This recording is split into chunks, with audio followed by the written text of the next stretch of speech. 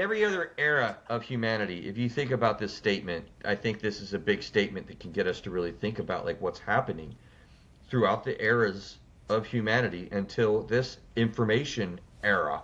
Okay?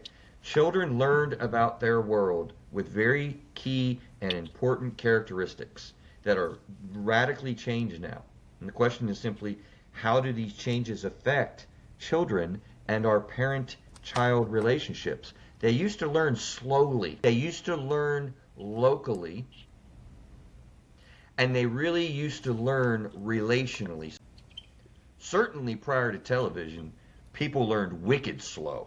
And there was nothing that you knew until a letter came from far away. You learned only from your local school teacher who lived down the road.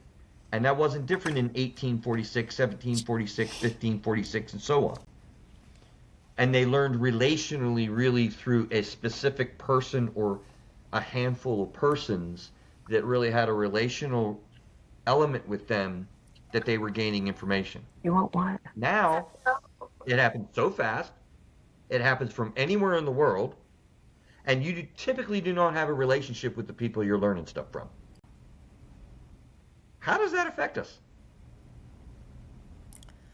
Well, I think in some ways it affects us negatively, right? Like it's too much, too fast, and too overloading.